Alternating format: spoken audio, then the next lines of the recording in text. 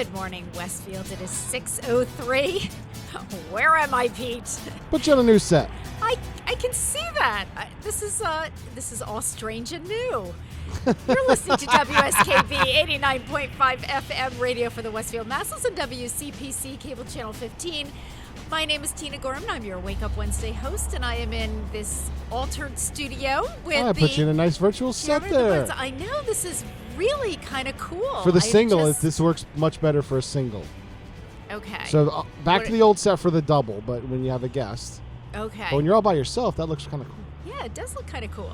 I Yeah. feel quite professional. This is really neat. Test drove this with Harry when he had his guest on last month, and it was Okay. musical. So the second half, the guest played an instrument Okay. over on the black wall. So I put him in the big box. Okay. And I put Harry's logo in the little box, and then Oh. Harry could talk to the box.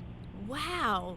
Yeah. This is so cool. Yeah. All right. This is really, really fun. It was and with the last. different. This set came in with the last update of the software. So really, wow! You threw me, Pete. Yeah, I figured I know you did. Well, Okay. hello. So we are back, and we are back live, and I know that we have viewers and listeners that are happy about that because I heard about the fact that we were not live. But we had forewarned people that, Pete was going to be gone for 3 weeks doing the Babe Ruth series. And Pete, I'm happy to report, I know I had the option of doing a show last week with Kenny, but I declined because we've been really busy over at the senior center. Yep. We are going to be doing some renovation work up on the second floor with some ARPA money that Senator Vilas secured for us for that project. So we have been busy cleaning out the section that will be renovated. We're going to be... Because you had a lot of stuff, medical equipment and things like that. Well, the medical equipment is on the other side, so we have to move that over to make room for the, all the holiday decorations, all the retire the fire, stuff that we have, materials and items. So we have slowly been moving that. I want to do a huge shout out to Susanna Hitchcock, my high school, Westfield High School volunteer who's been helping me with this process. And I am thrilled to report that we had Lee Morissette from Dietz Architects and Associates. And Dietz was the architectural firm that designed the senior center. Oh, good. So somebody has plans. They have plans. They have been out. They have provided a design sketch for us and their price quote. And I'm working with Tammy Teft, our city purchaser, in record speed. We're trying to get the deal done. Yeah. We're trying to get. You can't put it out to bid for construction until you have a plan. So that was. And sometimes that can take a long time, but these guys have been working so hard, so quickly, and I'm so grateful. So we're going to have kind of a suite of offices up there, similar to sort of how Veteran Suite is set up. So really nice, but we also will have some storage space because there was quite a bit of room up there, so that's really nice. So we are working very hard at that. Toward that end, we will be holding our Senior Center tag sale on Saturday, August 27th. We are not accepting any tag sale donations from the public. This is strictly the stuff that we gotta get rid of it. We are moving out, exactly. So I was gonna say maybe I should put in a bid for that space. How tall are your ceilings again? I put in, I don't know. They're going to be doing drop ceiling, so I'm not quite sure. Well, how tall are they without the drop ceilings? They're tall. They're very tall. Oh man, they're very tall. Could have built a proper studio. Yeah, they're very tall.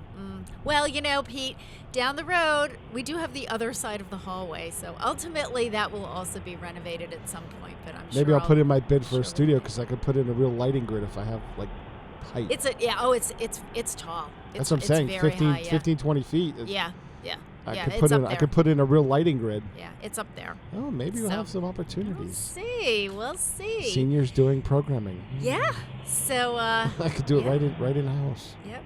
So anyway, I know. Well, I got the gears ticking in your head. Well, I know. I can tell you right now. The problem is there are a lot of other departments and a lot of other organizations that would love some space up there. So yeah. Yeah, we know. But Pete, you and I go back way back, so I know. You have first. Well, I just think about it. We could do all your exercise, all the stuff over there, and then we could. Yep. And if any seniors want to host like a travel show or something. Yeah, like which that. would be really great. Would love to have that. What's your travel group?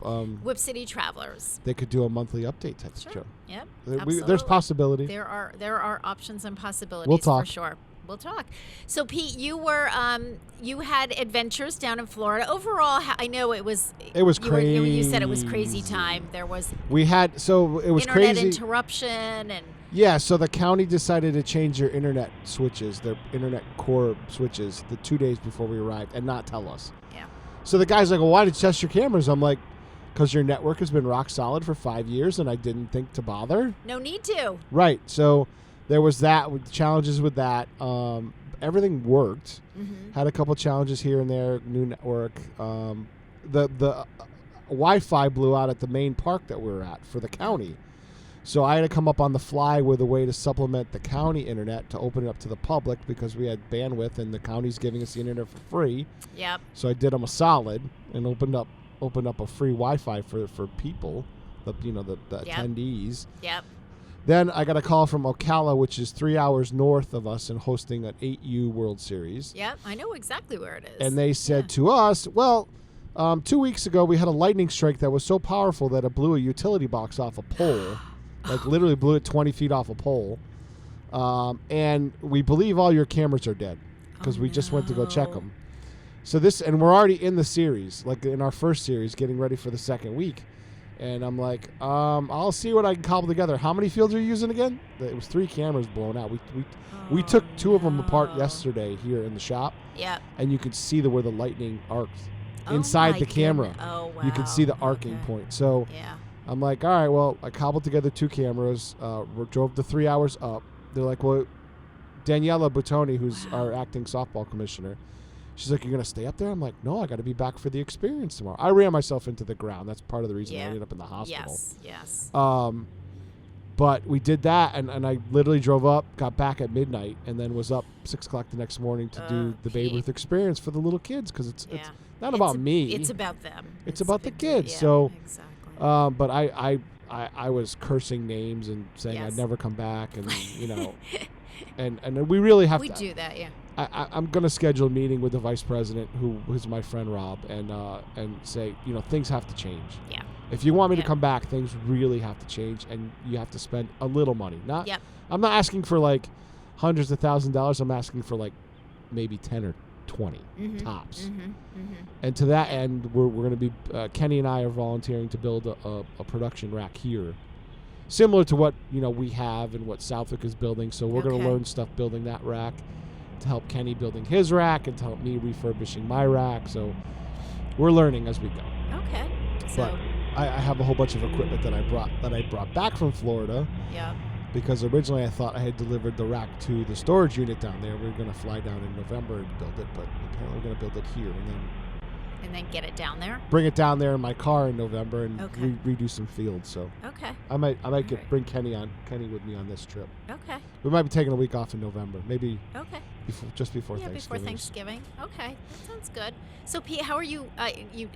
Yes, you did end up in the hospital. Yeah, I drove myself into the ground. I also got attacked by mosquitoes on like the first couple of days, and I scratched one of them raw on my leg, and on that leg, me dummy. Okay. Yeah, me dummy. It doesn't take very much. Doesn't take a very big space for bacteria to get in. Yeah. And of course they got in. Yeah. And I was shivering in 78-degree room, and so I knew what it was. And, but you got to go in for it didn't get into my bloodstream this time, which is good. Yeah. So they gave me a course of antibiotics and kicked me loose. Right. But of course, I finished the tournament. As you were saying off air, everyone around you was thinking COVID, which of course we would. That's the first thing everybody's thinking. Mother Nature's got a million ways to kill you. Yes, it does. But yeah, so that they were thrilled that they tested me for influenza and COVID. Both obviously came back negative. Yeah, that wasn't the problem. And they were happy about that because then they don't have to shut down the tournament. Yes, right. But I did tell them. I texted them. I said, guys, usually you guys leave for me to pack up everything. You're going to have to start packing it up as you go, as you don't need something. Yes. Pack it up, bring it to the storage unit. And they packed up almost everything. Good. So, they learned they can do that. Yeah. Yeah. Well, and it wasn't an option. I was like, when I come out, I'm going to be light duty as it is. Yep. I can pack up the last computers going out, but I'm not going to pack up everything. Yep. Because last year, when I had to pack up everything, I was pissed. Yeah. All right. Well, because when I started, I had Mike Drew, who was the announcer from up here, who's technically inclined. I had a guy named Tony Tucci, who's very technically inclined, but his job, he runs the Western Berks County EMS, so he couldn't come this year. Yep. And Brian Walbridge, who is an IT guy by trade, but he was running the tournament in Ocala, running the tournament, not just the IT part. Yeah. So all my help has disappeared. Right. Right. And they didn't, and clearly they didn't replace it with, or did they? Or it's volunteer. Yeah. Yeah. It's volunteer. Yeah. All right. But you know what? Is that their responsibility, Pete, to recruit some volunteers for you? I'm going to try. I mean, I think that would be I'm going to try. The announcer that we have went into the Babe Ruth Hall of Fame this year, and he said he's done. Mm-hmm. And he's got grandkids that are teenagers and stuff like that, so he's going to try to enjoy that. Yeah. And I called Mike Drew and I said, "You want to come back for a week next year?" And I was talking to our teacher here and saying, "Hey, you want to do a week next year? Bring your family down. They can vacation while you're doing games, and have your nights to yourself, whatever." And I might have 2 announcers lined up. Are the games all during the day, Pete? Yeah, we try to have the last game by 4:00 if possible. Okay. At least during the pool play time, and then during playoffs, sometimes it can go a little later. Yep. But yeah. Okay. All right. I didn't get any time off because I was the only IT guy. Yeah. And what time do the games start in the morning? Like what time? 8. Okay. So I saw the ocean. I had a beautiful. I saw view. the ocean. I waved to the ocean. I was 100, 200 feet away from it. I never made it there. Yeah. Because I never had a minute off. Yeah. I never made it to the pool. Yeah, that's tough, Pete. I know. That's hard. The one time I was going to go to the pool, there was a team of Cal Ripken kids there. Yeah. And it was like the insane asylum. I was like, nope. Yeah, no, thank you. I'm good. And so Christy didn't go down at all, did your girlfriend? No, she couldn't because she had doctor's appointments and stuff like that. Yeah, so understood. And then she developed a tooth issue. Yeah. I had to send her to Dr. Coughlin. Oh, the good doctor. Yeah. Who was on yesterday. He did a nice job. Yep. All right, let's talk about before we take our first break. Now that I've yapped enough. We're already there. No, that's okay. But we got to do this one so that people know why I chose the song I chose. So today is August 10th, and it is the birthday of the late Jack Haley, actor, singer, dancer, radio host, born on this day in 1897 in Boston. And he died at the age of 81 back in 1979. Jack Haley was best known for his portrayal of the Tin Man and his farmhand counterpart Hickory in the 1939 film The Wizard of Oz. In his younger days, Jack Haley headlined vaudeville as a song and dance comedian. His wide-eyed, good expression gained him supporting roles in musical feature films including Poor Little Rich Girl with Shirley Temple, Higher and Higher with Frank Sinatra, and the Irving Berlin musical Alexander's Ragtime Band. Jack Haley appeared in Century Fox Films film Rebecca of Sunnybrook Farm and Pigskin Parade, marking his first appearance with Judy Garland. Haley hosted a radio show from 1937 to 39, The Jack Haley Show. During the second season, the show featured Gail Gordon and Lucille Ball as regular radio performers. MGM hired Jack Haley for the part of the Tin Man in The Wizard of Oz after its contracted song and dance comedian Buddy Ebsen suffered a severe reaction after inhaling aluminum powder from his silver face makeup, which triggered a congenital bronchial condition. The dust settled in Ebsen's lungs, and within a few days of principal photographic testing, he found himself struggling to breathe. Ouch. Yeah. So Buddy Ebsen was the original Tin Man, but didn't make it through the filming. So for Jack Haley to avoid the same catastrophe, the dust was converted into a paste. Even so, the paste caused an eye infection that sidelined Haley for 4 shooting days. Surgical treatment averted serious or permanent damage to Haley's eyes. Haley also portrayed the Tin Man's Kansas counterpart, Hickory Twicker, one of Aunt Em and Uncle Henry's farmhands. Haley did not remember the makeup or the costume fondly. Interviewed about the film years later, he related that many fans assumed making the film was a fun experience. Haley said, "Like hell it was work." And I can imagine, because I had heard, I think, when they did The Wicked Witch of the West, like that, and the same with actors and actresses now, just that whole makeup experience took several hours during the day before they could even start shooting the film. So, you can imagine. But anyway, happy birthday to Jack Haley. You're listening to WSKB 89.5 FM radio for the Westfield Masses and WCPC cable channel 15. It is 6:18. We're going to take a short break and listen to the song Tin Man by America. We'll be back.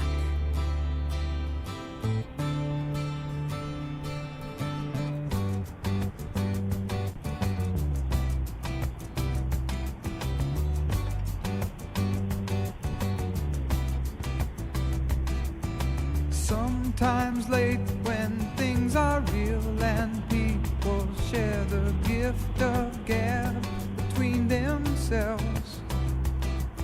Some are quick to take the bait and catch the perfect prize that waits among the shells. But Oz never did give nothing to the Tin Man that he didn't already have. And cause never was the reason for the evening or the Tropic of Sir Galahad. So please believe in me when I say I'm spinning round, round, round, round. Smoke, glass, stain, bright color, image going down, down, down, down. Soap, green like pearl.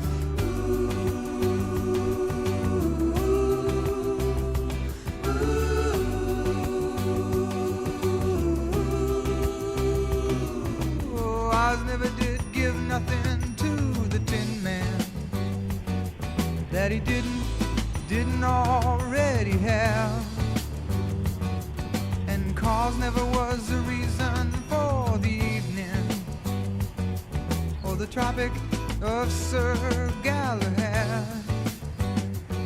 So please believe in me when I say I'm spinning round, round, round, round. Smoke, glass, stain, bright color, image going down, down, down, down. So green like gold.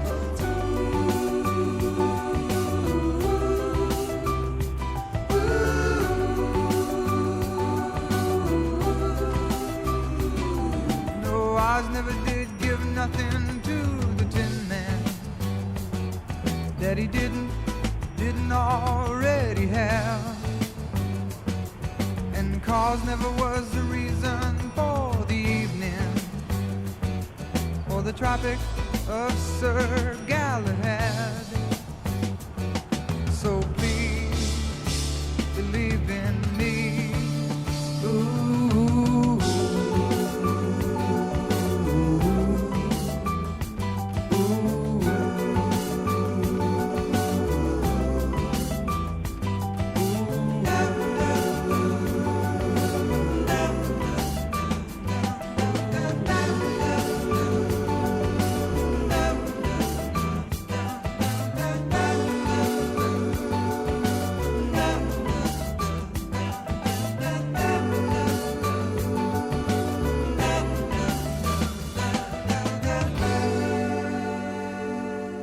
Support for community radio on WSKB provided by Westfield Electroplating. Employing over 140 skilled platers, painters, and technicians, Westfield Electroplating was founded in 1946 and was the first company in the country to achieve National Aerospace and Defense Contractor Program accreditation, proudly maintaining that status for over a decade. Westfield Electroplating provides over 50 quality finishes to meet your corrosion, cosmetic, or performance needs. On the web at www.westfieldplating.com or 413-568-3716. Westfield Electroplating, putting the finishing touches on technology. This is Ken Stomsky from Ken's Den on WCPC 15 and 89.5 FM, Tuesdays 8 to 10. Community Radio 89.5 WSKB. Live from Studio 120 at Westfield Technical Academy, this is WCPC Channel 15 and 89.5 FM, WSKB Westfield. Good morning, Westfield. It is 6:22. You're listening to WSKB 89.5 FM radio for the Westfield masses and WCPC cable channel 15. My name is Tina Gorman. I'm your Wake Up Wednesday host. And I am in the studio with this ever-changing portrait behind me. What am I looking at now, Pete? That's Bahama. Oh, my gosh. It's Bahama, Maine. I figured you'd like that one. Oh, thank you. You're welcome. Oh, I love it. I will be heading up to Bar Harbor next month. I still have There you go. I still have over a month to go. Normally it's a July or August trip, but there was too much going on at the senior center with staffing and staff taking vacations, and it's been a little crazy. But thank you for the Bar Harbor picture, Pete. You're welcome. So speaking of the senior center and staffing, we have a new staff member who is fully on board now. Her name is Lynn Hills, and Lynn is our new senior benefits coordinator. She has taken Karen Noblet's place, even though we know Karen Noblet is irreplaceable. But I think How are you able to poach Lynn Hills? Well, Pete, Poach. I have my Poach. ways. As a matter of fact, we have apparently there's a new saying over at City Hall because the director of personnel said to me, I was asking him about another city position that was open and had been filled by someone moving from one department to another, and his expression was, "Yes, I pulled a Tina Gorman and I got somebody from this department who was not his to move into his department." Yeah. So I said, so now we've got a technique that's been named after me. It's actually called theft. Recent retirees, stealing. they retire. All of a sudden, poof, I put in my papers, and then Monday morning I started at Tina's. I know. You know what, Pete? I like to think it's just because I'm, a director that people like to work under. I don't know. We have a lot of fun at the senior center. This was not a surprise. Lynn has said for many years, had told Karen that, she kept saying to Karen, your job is my dream job, someday. So quite honestly, when Karen decided that it was time for her to retire, I think we both Did kind Karen of reached reach out? out. Yeah. We both kind of reached out to Lynn and just said, just a heads up. This is what's coming down the pike. So if you were serious about, this is your dream job, and, we figured we'll find out soon enough if she was serious or it was just talk. And guess what? She was serious. So Lynn will be doing Brown Bag, the Brown Bag program with me this morning. She kind of started in July doing a few afternoons and a couple of mornings, helped with the party, helped with Brown Bag last month just to get her feet wet a little bit.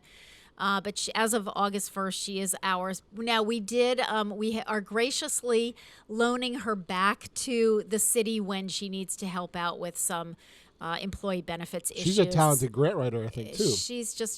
What, Pete? She is talented all the way around. I know she is. She's going I talked with to her. be absolutely fabulous. We're super excited to have her. We have a Welcome Lynn watermelon party that we're going to be hosting on August 23rd. So the tickets will go on sale for that, I think, on Thursday, if I remember correctly. Let me just, tickets go on sale beginning, where the heck is that? To be purchased? I don't know. It's in here somewhere. Anyway, the party's on Tuesday, August 23rd. And yes, tickets go on sale tomorrow, August 11th at 9 a.m. in the Senior Center Fireside Lounge. Mary Lou Najalski and I will be in there selling our tickets. And Ed Bentley is going to be doing the entertainment at that party Nice. for us. On the menu will be George's famous meatloaf, because we thought what better way to welcome a new staff member than, by putting George's meatloaf on the menu, which we're pretty famous for. So By the way, what'd you think about my find with that camera that Kenny shot the Sizzler with? Oh, you know what? That was that was a win all the way around. I'm gonna order a couple of those. Just fabulous. That was so much fun. And I sent that out to I sent out the link to all of the city councilors and the mayor and my boards, and I said, here's a preview. I said, we're gonna put it on in September, but that summer sizzle and float party was a blast. But what'd you think about that little tiny device? It was awesome. And It was picked up a like decent- this big. Yeah. It was really small. It was a camera. In the old days, cameras were huge. Right. And this one was, With seriously, the Zoom- size of like my cell phone. Yeah, Zoom is known for their audio equipment. Mm-hmm. But they pioneered us. I looked at it. I was like, that looks interesting. I saw an ad for it or something. Okay. Looked interesting. Kenny's like, well, I had extra money in my budget over in Southwick, so I ordered one. I was like, really? he's like, yeah, I'm going to try that tennis thing and Yeah. see what it does. But Yeah. I'm looking at that to cover middle school and elementary school concerts Yep. and events. Yeah. Just hand it to them, hit start, Yeah. make sure it's still running, and Yeah. go. Yeah. Yeah. Like, literally, you can't get any easier than that. Right. It was with a perfect. tripod. Yeah, it was perfect. Kenny set it up. He was kind of in the back, just kind of monitoring and, enjoying the party. And then when we switched over from the entertainment piece to honoring our newest centenarian, Kenny just kind of turned it and switched it. But think about it that. worked out That's great. an administrator could do that. Sure. An yeah. office staff, a teacher. Yeah. Oh, yeah, absolutely. It's not, yeah. I mean, that will increase our programming. I did it as ease of convenience. It's like $250. I Yeah. can order like 3 or 4 of them. Yeah. It worked out great. Yeah. It really did. It worked out great. Cool. Okay, let's do another birthday. It is August 10th. It is the birthday of singer Eddie Fisher, the late Eddie Fisher, born on this day in 1928 in Philadelphia, Pennsylvania, passed away in 2010 at the age of 82. Son of poor Russian immigrants, Eddie Fisher began singing professionally at the age of 12. His first hit was 1950's Thinking of You. After a stint in the Army, Fisher returned with Wish You Were Here and Oh My Papa. Fisher's family was extremely poor, moving frequently to avoid eviction.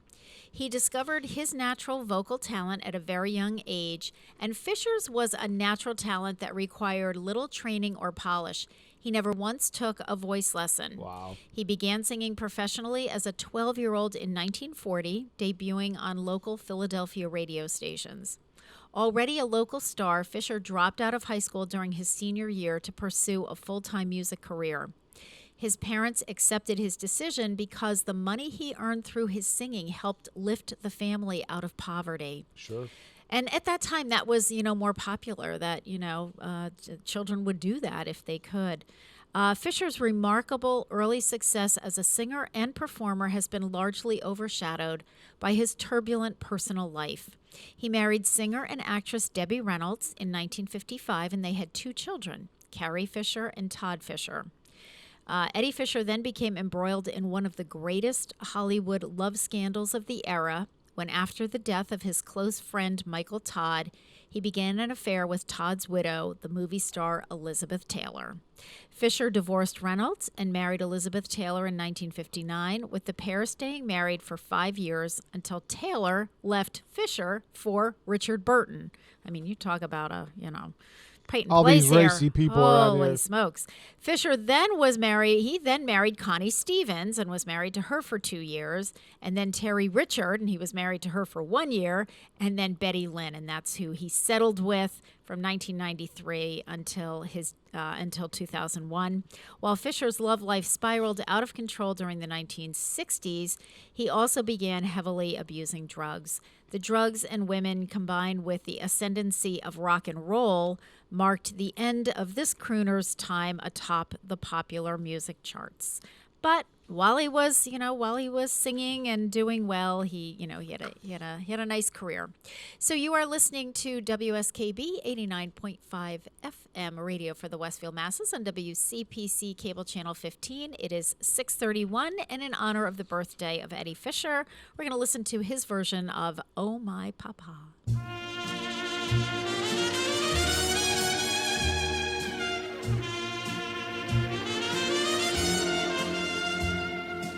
Oh, my papa, to me he was so wonderful. Oh, my papa, to me he was so good. No one could be so gentle and so lovable. Oh, my papa, he always understood. Gone are the days when he would take me on his knee, and with a smile he'd change my tears to laughter.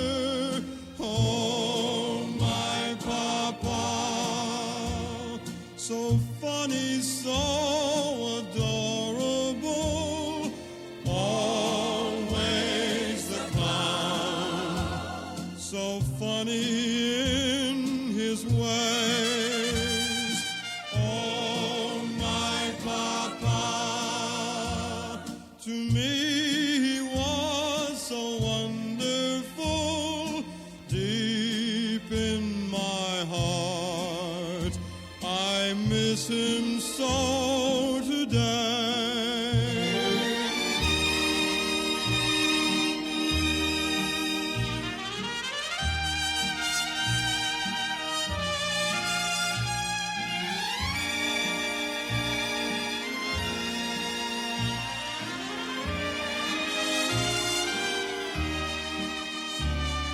Gone are the days when he would take me on his knee, and with a smile he'd change my tears to laughter. Oh, my papa, to me he was so wonderful. Deep in my heart, I miss him so today.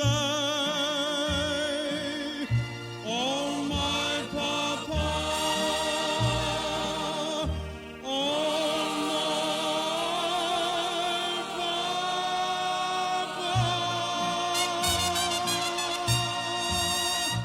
Support for the community programming of WSKB is provided by the Dunkin' Donut Shops of Westfield and the Sardinia family. It's nice to know that even as the world changes, Dunkin' Coffee remains the same at 7 convenient locations throughout Westfield. Listen to me, Michael Buster McMahon, Mondays 8 to 10 a.m. to learn the stories behind your favorite songs.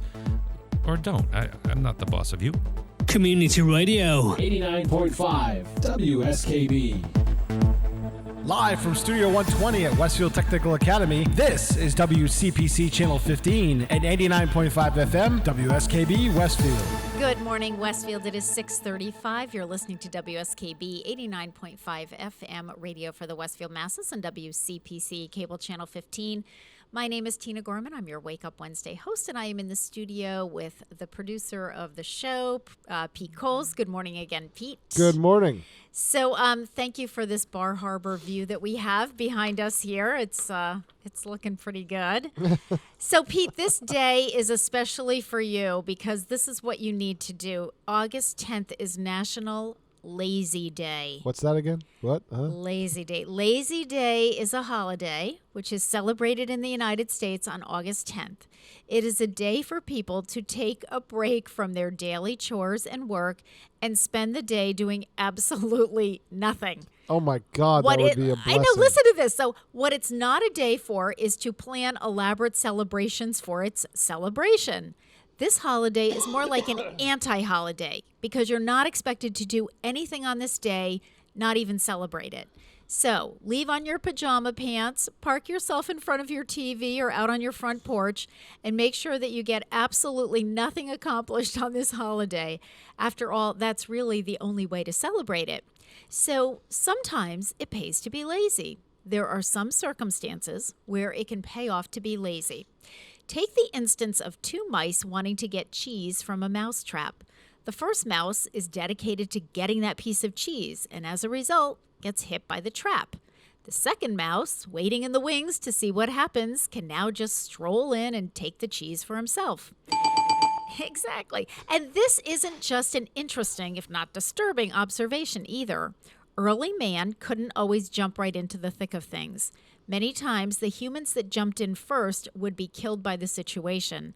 It was often the people who acted later after seeing what happened were the ones capable of preserving their lives.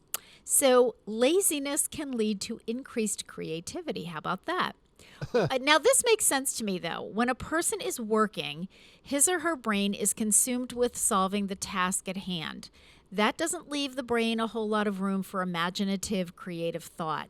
It's only when the brain is at rest that the awesome imaginative powers of the brain can be set free. That allows creative thoughts to bubble to the surface. If you are working too hard to plan your lazy day festivities, then you're doing it wrong. The whole purpose of this holiday is to hang out and do absolutely nothing. Of course, since that can be boring, it is often nice to bring something to your rest and relaxation place that will keep you entertained. A book, a magazine, a movie might just do the trick. Or you can people watch from your front porch. So, that paragraph that I read, Pete, about when your brain is consumed with working, it's hard to be imaginative and Yes. creative. And I think that that's true, and that's why I've had this conversation with other staff members. And we've all said the same thing. Like sometimes I come up with my greatest ideas, like when I'm in the shower, or like at night, I'm getting ready for bed, and I'm just lying there, and you'll go, "Oh my gosh, we could do this, or we could do that," or and I think that's really true. I think that's one of the reasons why it's hard when you're trying to come up with a solution to a problem sometimes to actually come up with a solution because you're working so hard at it. And sometimes if you could just take a step back and just kind of relax, it'll come to you. So interesting. So happy lazy day. And Pete, I'm thinking after listening to all that you went through in Florida, Ugh. it's, you could probably use a day Ease like back in. that. Yeah, ease back in. Now, do you have to work at Mount Holyoke or anything this weekend, or do you no, have a I don't little think I time picked up off? any shifts this weekend. Yeah, good. Okay, that's good. I don't mind because that Yeah, to me that's is relaxing pretty. Yeah, that's too. pretty quiet. I Even get when you. it's busy, Yeah, it's yeah. relaxing. Yep, I getcha. It's funny too what we consider to be relaxing. Like, I was having this conversation with Lynn Hills yesterday. Sandra and Lynn and I were talking about, grocery shopping and different ways to do it. And Lynn was saying how she has whatever she has on her phone now, where she can go to Big Y and scan things as she's buying, and kind of get in and get out. I actually find grocery shopping, because I do it at off hours usually, I find that to be really relaxing. I don't mind it at all. I know some people, it's like, get me in, get me out. I like to kind of take my time and just kind of wander through. And it's not for everybody, but, I'm but trying to get Babe Ruth to hire me so I can give up my job in Mount Holyoke. There you go. If I get him to hire me in the same range, I'll Yeah. fly around the country, every so often to do Yeah. stuff for them. So Oh, cool. we'll see. All right. I keep Sounds trying good. to pitch that. Okay. Well, maybe one of these, just keep trying, Pete, because one of these days. I know. All right, so listen, let's do a few more birthdays. So it is the birthday of the late Bobby Hatfield, singer born on this day in 1940 in Beaver Dam, Wisconsin. He died young. He was only 63, died in 2003. Hatfield moved with his family to Anaheim, California when he was 4. He attended Anaheim High School, where he played football and baseball and was co-captain of the basketball team. He was student body president in the 1957-1958 school year, graduating in 1958. He briefly considered signing as a professional ball player, but his passion for music led him to pursue a singing career while still attending high school. Hatfield eventually encountered his singing partner, Bill Medley, while attending California State University at Long Beach. They began performing as a duo and named their singing act the Righteous Brothers. In 1964, they appeared in a show at the Cow Palace near San Francisco and met the music producer Phil Spector. And we're going to talk about with another birthday that's coming up in just a few minutes, whose group, the Ronettes, was also in the show. Spector was impressed and signed the Righteous Brothers to his own label, Phillies Records. Their first #1 hit was You've Lost That Lovin' Feeling, produced by Phil Spector in 1964. Follow-up hits included Undy, which was actually a Hatfield solo performance. After the success of Unchained Melody, Spector started recording older standards with the Righteous Brothers. In 1966, the Righteous Brothers left Spector and signed with Verve MGM Records and had a hit with You're My Soul and My Inspiration. The duo broke up in 1968. So happy birthday to the late Bobby Hatfield, singer and one half of the Righteous Brothers duo. It is also the birthday of the late Jimmy Griffin, singer, songwriter, guitarist. We had a lot of entertainers born on this day. He was born on this day in 1943 in Cincinnati, Ohio, died at the age of 61 in 2005. In 1968, Jimmy Griffin and Rob Royer teamed with David Gates and drummer Mike Botts to form the soft rock band Bread. In 1970, Griffin and Royer wrote the lyrics for Fred Karlin's music for the song For All We Know, featured in the film Lovers and Other Strangers. It won the Academy Award for Best Song, and the song was later covered by the Carpenters on their third album. In 1971, Royer left Bread but continued to provide songs co-written with Jimmy Griffin for the group. He was replaced by keyboardist guitarist Larry Ketchell. They had a #1 Billboard Hot 100 with the song Make It With You. Other hits by Bread included Baby I'ma Want You, If, and Everything I Own. Although Jimmy Griffin was a significant contributor to Bread's albums as a writer and singer, every one of the group's 13 songs that made the Billboard Hot 100 chart was sung by Gates. Yeah, David Gates. A situation that created friction between the two men. After the release of Guitar Man in 1972, Bread went on hiatus. They reformed in 1976 for one final album, Lost Without Your Love. Gates, Knetchell, and Botts continued to record together on Gates' solo albums and initially toured as David Gates and Bread, which led to a lawsuit from Jimmy Griffin. The dispute was not resolved until 1984. Jimmy Griffin and David Gates put aside their past differences for a Bread reunion tour in 1996 to 1997. So happy birthday to the late Jimmy Griffin, who was actually the writer of most of those songs. But I thought it was kind of cool, which I didn't know this, that he had written the song For All We Know, and that won an Academy Award. And that was actually, again, sung by the Carpenters. We're going to listen to that in a few minutes. And finally, on the birthday scene, it is the birthday of the late Ronnie Spector, singer born on this date in 1943 in New York City. Passed away Strange dude. 2022. Ronnie Spector? No, Ronnie Spector is female. Phil Spector, sorry. Phil Spector was a strange dude. We're going to talk about that, yeah. Ronnie Spector passed away at the age of 78. So Veronica Bennett grew up in Spanish Harlem with her mother, father, and older sister Estelle. The daughter of an Irish father and a mother of African American and Cherokee descent, Spector struggled as a child to reconcile both sides of her mixed ethnic heritage, a rarity for that time period. Eventually, her exotic features, distinct voice, and striking beauty would prove to be a boon for her music career. Ronnie, Estelle, and their cousin Nedra Talley Ross formed a singing group called the Ronettes, a hybrid of their three names, and they began performing small gigs and local shows around New York. By 1963, the girls had still not found much success. They made a bold move. They cold called the legendary producer Phil Spector at Mirror Sound Studios. Struck by their moxie, he agreed to audition them. Phil Spector was well known by that time for his wall of sound technique, an overdubbing vocal/orchestral effect that he used throughout the 1960s to produce some of the greatest rock hits of the decade for bands such as the Righteous Brothers, as we know, Tina Turner, and the Beatles. As Ronnie Spector later recalled, her voice was perfect for this technique because of its distinct sound. She said, "I had a perfect voice. It wasn't a black voice. It wasn't a white voice. It was just a great voice." Phil signed the Ronettes immediately and became their sole manager and producer, writing singles for them throughout the 1960s. Hits included Be My Baby, Baby I Love You, I Wonder, and Walkin' in the Rain. By 1964, the Ronettes were traveling to England under Phil Spector's careful watch, where they befriended and performed with two all-male rock groups who would define the decade, the Beatles and the Rolling Stones.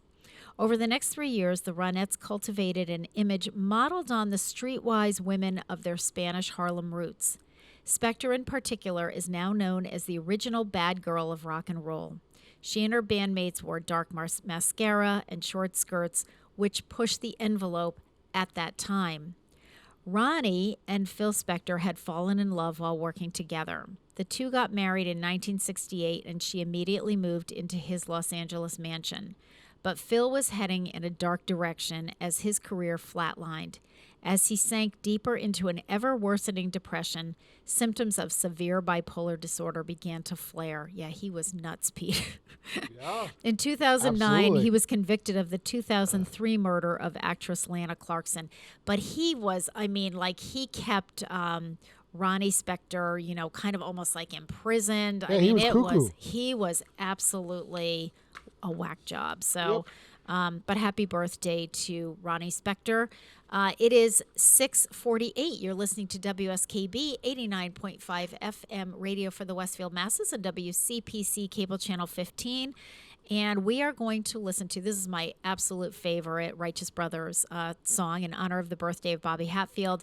And he sings this solo. This is Unchained Melody. We'll be back. Oh, my love, my darling, I've hungered for your touch a long, lonely time.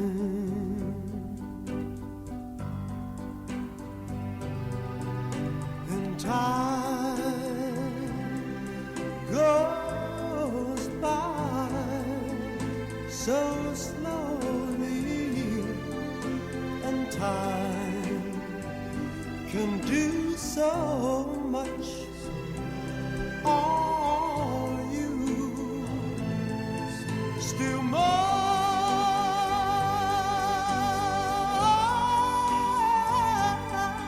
I need your love. I need your love. God, speed your love to me.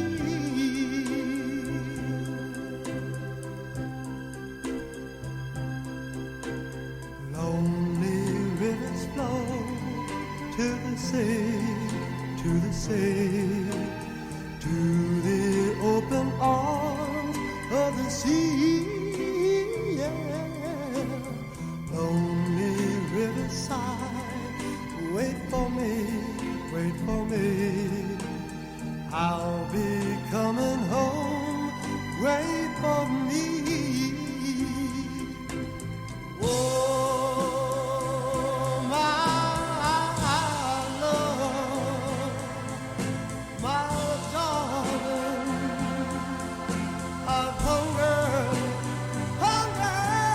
for your touch. Oh, Lord, lonely time.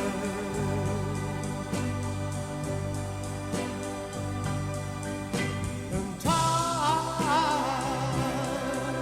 goes by so slowly, and time can do so much. Are you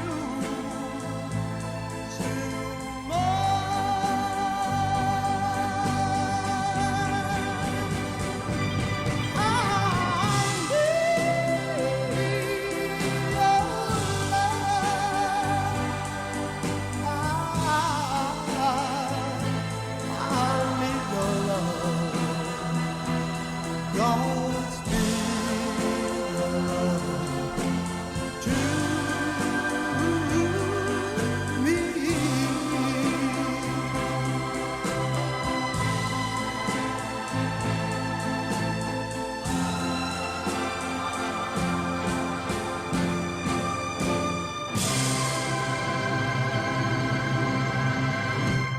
Underwriting support for the community programming of WSKB is provided by the Greater Westfield Chamber of Commerce, the voice of business for the Greater Westfield communities. Informing, educating, and advocating, the Chamber provides opportunities for members to make meaningful connections on local, regional, and state levels. For more information on the Chamber's many events, workshops, and programs, as well as the benefits of membership, visit westfieldbiz.org.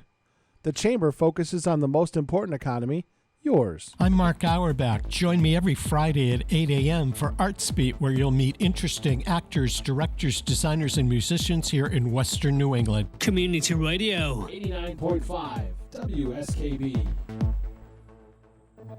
Live from Studio 120 at Westfield Technical Academy, this is WCPC Channel 15 at 89.5 FM, WSKB Westfield.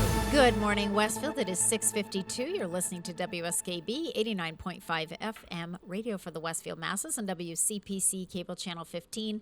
My name is Tina Gorman. I'm your Wake Up Wednesday host, and I am in the studio this morning with the chairman of the board, producer Pete Coles. Good morning again, Pete. Good morning. So I just do want to do a shout out to Ken Stomsky because I noticed when I came into the studio this morning that things are neat and tidy, and yes. you know those black alumina or metal armoires that are in the back are all, everything must be in there. There's, the doors aren't open with everything spilling out. The doors are closed. Everything's tidy. So yeah. Thank you so much, Kenny. That was, I know that was a lot of work. So we've all been busy while you've been away, Pete. And you were busy as well. I'm the big picture guy. I make things work, but I'm not neat. Yeah. I'm not. You're the creative guy, and fully admit that. Yep, and that's okay. We need that's what it takes to make the world go. We need the big Kenny's picture like, people. Kenny's like, you can think of things that I can't think of, right. And then we complement each other pretty well. Yes, Gary would call Kenny and me the widget worker minutia people. We tidy up, we keep things clean, we keep things organized. But right. I'm the big picture guy. But we need big picture people as well.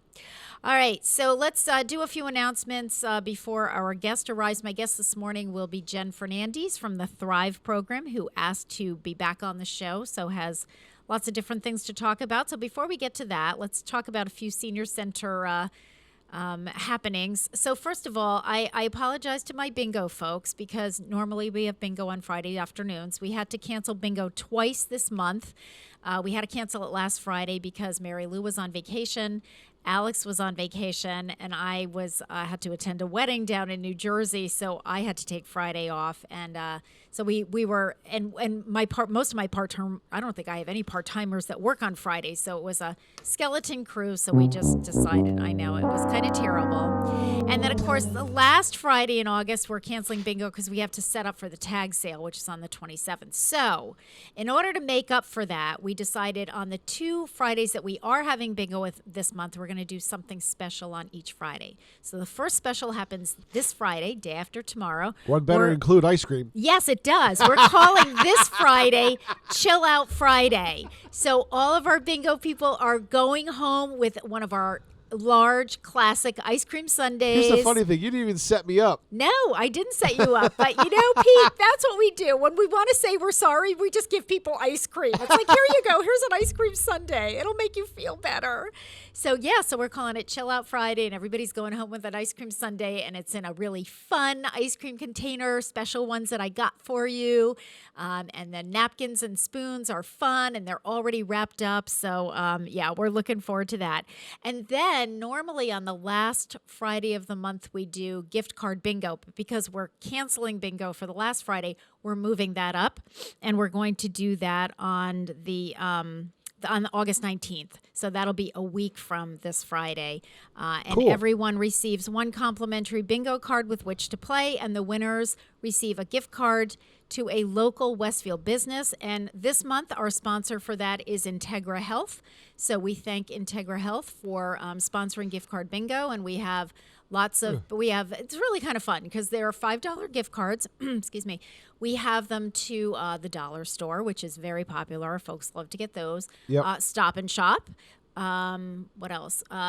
Dunkin', McDonald's.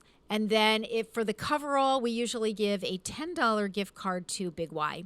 So you know what? Our seniors are having a ball. We started doing this about a year ago. Every month we get a sponsor. And they are the ones who provide the gift cards for us. So that'll be on August 19th. So August 12th, we have our Chill Out Friday with everybody getting an ice cream sundae to take home with them. And then we have gift card bingo on the 19th. And just as a reminder, and our bingo folks are terrific about this, you have to call and register in advance for bingo just so that we know how many people we're setting up for. And you can start calling the day before, which will be tomorrow at 10 o'clock in the morning. And, our bingo people are really great about giving us advance notice so that we can have everything set up for them. So that's that. We have a new program that we're starting next week that we're excited about, and the sign-up sheet is starting to fill up. So if you're interested in this, please make sure that you contact us because this is a limited number of people can do this. We're starting a new guided imagery class. It's called Rest, Relax, and Recharge. And the facilitator will be Reiki Master Nancy Greenwood. Nancy is one of our seniors. Nancy, over the years, has done a lot of work with Cancer House of Hope. With her experience and her expertise in Reiki. So she's going to be doing this guided imagery class. We're going to do it in the fitness room, even though it's not really a fitness class, but it's more of almost like a meditation, guided imagery. It's a way to just, sort of decompress, de-escalate. You can bring blank. You can lay on the floor during this session. You can sit on a chair. You can bring blankets, cushions, floor mats. You can wear slippers. Just remember that we're doing it in the fitness room, so you do have to change your footwear. So you can go barefoot if you want. You can wear socks if you want. If you want to just change and put slippers on or some sneakers or something like that, that's fine too. So Nancy might guide. She'll have some music on, of course. And once everyone's comfortable, she might guide participants to mentally soar on an eagle or walk along the seashore, or sit by a bubbling brook, or stroll through a forest with the appropriate sound effects in the background. So it's just really a way to sort of, if you ever have that feeling where I just want to escape from the news and the insanity of everything going on in today's world, this would be for you. So we're going to be doing this on Tuesday afternoons. There's no charge, but you do have to sign up. And it will go from 2:45 until around 4. It'll be about an hour or so, but Nancy said that when she usually does this with folks, she finds that it's not like you can end the session and then jump up and run outside. So it'll be about an hour of the session, and then probably about 15 minutes for people to kind of just, gather themselves, gather their thoughts, chit-chat with each other. Sure. So we're saying about 2:45 until 4 o'clock. So that starts next week, so you can sign up now.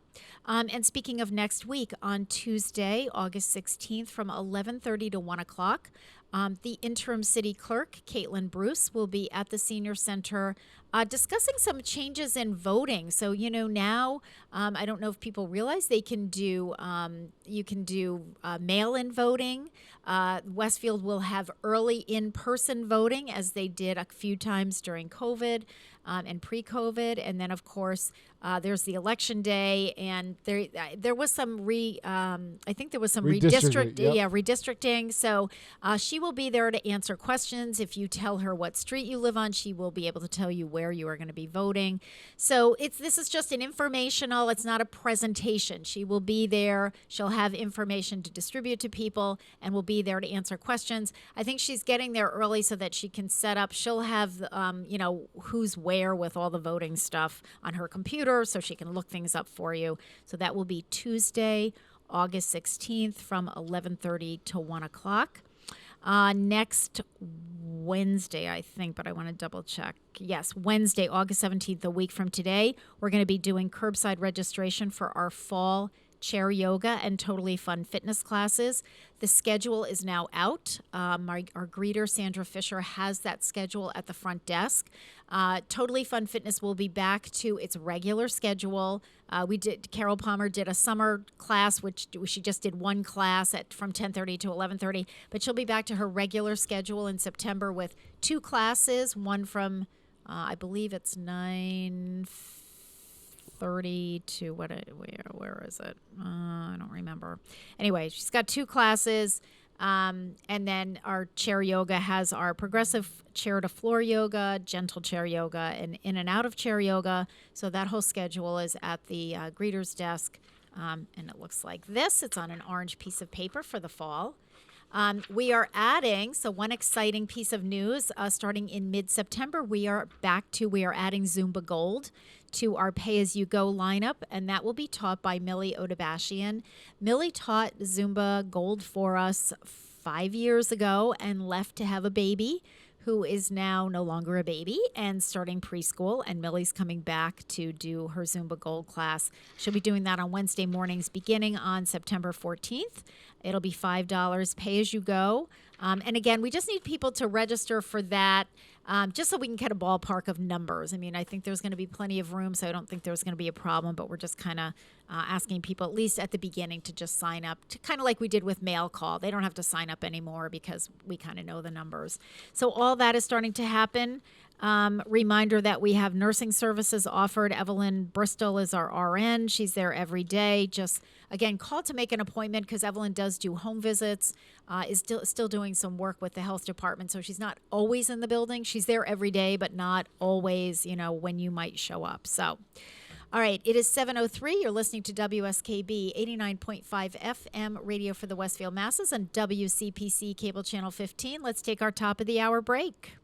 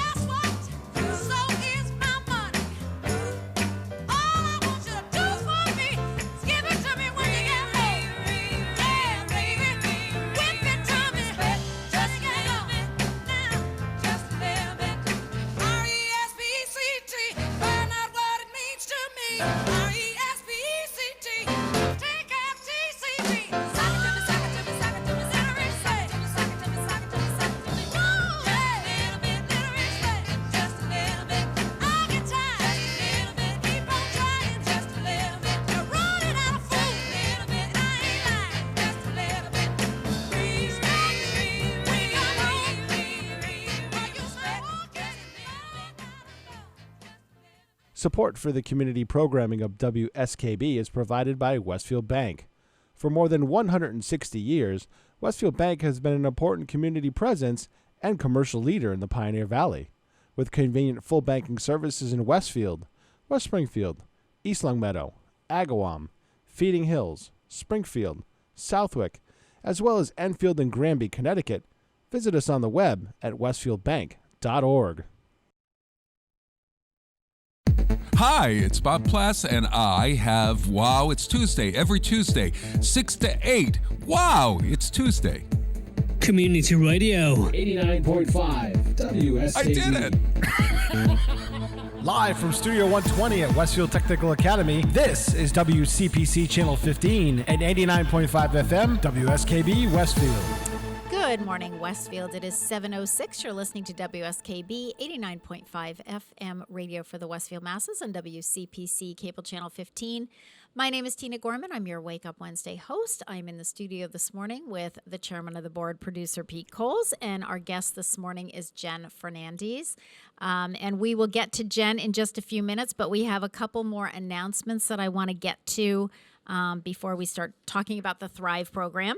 I want to remind folks this week, so Friday, August 12th, is the last of the free children's performances at Stanley Park. They've been doing this every Friday, with the first performance having been on July 8th. And unfortunately, I've been gone for 3 weeks, so I haven't been able to announce the others. But the one this Friday is called Be Kind, Be Cool, Be You. stories that make the world a better place. Storyteller Rona Leventhal will bring the audience on a journey around the world and back with her multicultural stories about how we can be a light in the world. Leventhal is one person, but many voices. Through her, skies talk, turtles sing, and magic happens. Attendees will tap their feet, sway in their seats, dance, make funny noises, sing, and laugh.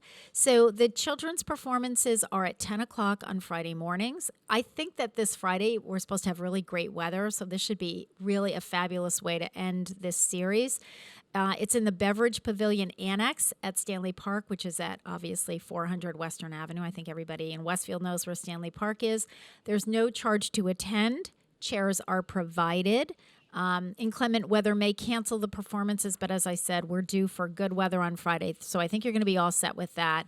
So, and I don't know, I know Bob Plass had mentioned the Sunday night concert series. I don't know who's playing this Sunday, so Pete, maybe you could look that up for me over at Stanley Park, because I lost track of that one. Okay. While Pete is doing that, I got a phone message and an email from my good friend Jimmy Maz, and asked if I would make this announcement and also post this at the Senior Center, which I have done. Jimmy was actually scheduled to perform for the Friends group. He was going to do a fundraiser for us pre-COVID. We had to cancel that, obviously, because it was like right at the height of everything. But I have assured him that we will reschedule. We'll get him back. But he's doing 2 performances this weekend at the Majestic Theater, and he asked me to announce that. Jimmy does mostly hits from the 60s and 70s. He's got a live band. He's really great, high energy, just does a great concert. His music is from artists including the Beatles, the Monkees, the Rolling Stones, Roy Orbison, Neil Diamond, Dion and the Belmonts, Elvis Presley, Tom Jones, Doobie Brothers. I mean, it goes on and on. So the performances are this Saturday, and one of the reasons he asked me to make this announcement is because he's doing 2 shows. One of them is a matinee at 2 o'clock. So, the Majestic it's a nice theater. It's on the smaller side. It's air conditioned, so it would be very comfortable. It's a very intimate setting. It's a very intimate setting, and it's just really fabulous. I can't say enough about it. I'm a season's ticket holder to the Majestic. I really love their work. So the shows are this Saturday at 2 o'clock and 8 p.m. So either one of those shows. Tickets are $25 and $27 depending on where you sit, and you can call the Majestic for tickets and that number, or to get more information. It's 747-7797. So there are 2 events going on at Stanley Park on Sunday. Okay, do tell. From 1:30 to 2:30, they're going to have a Caroline concert in the Tower. Okay, yep. And then the Sunday night concert is the Eagles Experience at 6 o'clock. That'll be great. That'll be a great concert. Stanley Park, I can't say enough about them. They are just terrific. And Pete, you do know, right, that Bob McKeon is retiring. I heard that. I know. I don't know when. I don't think it's quite They're trying to find his yet. replacement. I know that. Yeah, boy. Some people are hard to replace. Right. But anyway, so thank you to that. Again, Jimmy Maz will be at the Majestic on Saturday. I'm going to repeat that phone number one more time for those of you who are interested in tickets. It's 747-7797. And we do have this flyer in the Senior Center over by the Whip City Travelers, where all their trips are. And also, I wanted to remind you, I got a newsletter yesterday from the Westville Farmers Market, which happens every Thursday from noon to 5. And tomorrow, the city clerk's office, Caitlin Bruce, will be there. So again, doing her voting information and explaining the mail-in ballot option and early in-person voting. Also, they had this really great recipe on their website for corn salad, because I think all of the ingredients will be offered through the farmer's market. And the music tomorrow will be Chip Arnold and guest. Usually it's Chip and Marion Dunk, but Marion had either knee or hip surgery. I can't remember which. I know she borrowed a lot of medical equipment from us, but she's doing great. So it'll be Chip and someone else from 12 to 2:30, and then Dave Hausman from 2:30 to 5. I don't know him, Pete. Do you know Dave Hausman, the entertainer? No. Yeah, I don't know him. I should go find out, because, I'm always looking for good entertainers for the Senior Center. And just remember, parking is behind the Church of the Atonement. Please don't park at the Arbors, because they need all of their parking at the Arbors. And so I think that is it for announcements. So I think, Pete, maybe what we can do is can we take our break now, and then we can introduce our friend Jen Fernandez from the Thrive program. So this song is in honor of the birthday of Jimmy Griffin. It was written by Jimmy Griffin. It won an Academy Award, although it was sung by the Carpenters, and the song is For All We Know. We'll be back.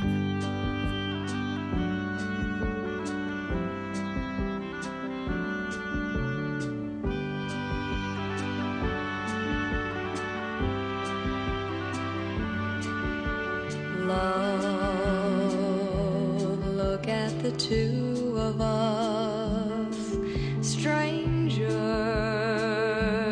in many ways. We've got a lifetime to share, so much to say, and as we go from day to day,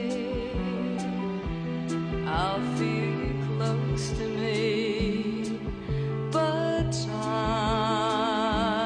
alone will tell. Let's take a lifetime to say I knew you well, for only time will tell us so, and love may grow for all we know.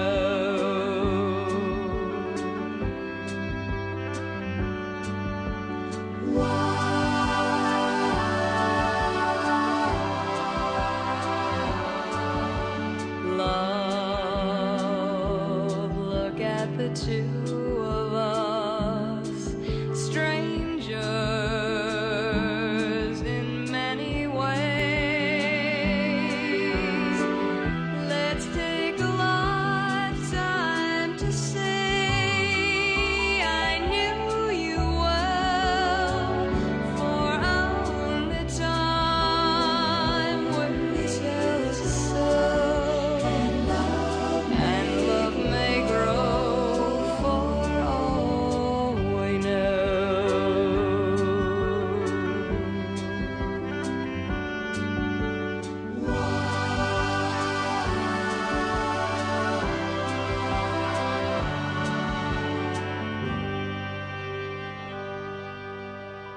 Support for community radio on WSKB is provided by Betts Plumbing and Heating Supply Company, an independent, family-owned wholesaler serving Westfield for over 50 years, specializing in plumbing, heating, and industrial piping supplies. On the web at bettsplumbing.com or at 14 Coleman Avenue in Westfield. I'm Mark Auerbach. Join me every Friday at 8 a.m. for ArtSpeak, where you'll meet interesting actors, directors, designers, and musicians here in Western New England. Community Radio. 89.5 WSKB. Live from Studio 120 at Westfield Technical Academy, this is WCPC Channel 15 at 89.5 FM, WSKB Westfield. Good morning, Westfield. It is 7:15. You're listening to WSKB 89.5 FM radio for the Westfield masses and WCPC Cable Channel 15. My name is Tina Gorman. I'm your Wake Up Wednesday host, and my guest this morning is Jen Fernandez, financial coach with the Thrive program, which is a program under the United Way of the Pioneer Valley. So welcome back, Jen. Jen is no stranger to our show. Hello. She has been here before, and we're happy to have you back. Thank you. We were talking about our summers off air and our lack of time off, lack of beach time. I haven't been to the beach at all. You made it once. That's it. You made it once.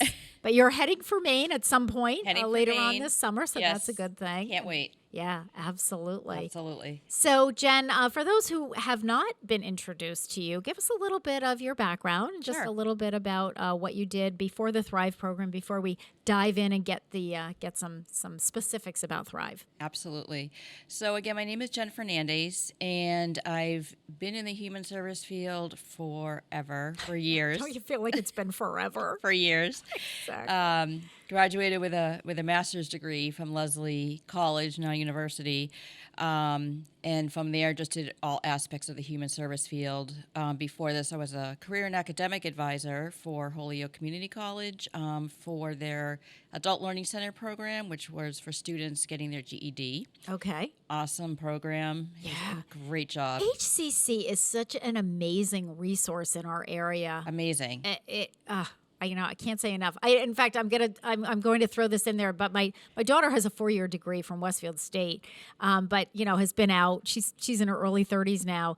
She decided to go to HCC during COVID. When COVID hit, I think a lot of people reevaluated sort of where am I in life, and once you were kind of forced to quarantine and to step back from the rat race, it was kind of like, I don't think I want to go back to that job. It's a lot of time to think. It was a lot of time to think. So she decided to go for she decided to do a certificate program at HCC as a veterinary assistant. Oh, nice. It was just like one of her passions, and I had been encouraging her to do this for years. I didn't know HCC had a program, but when she was living in Florida, I said, you should look into that. There must be something there where you don't, not to become a veterinarian, but there's got to be something.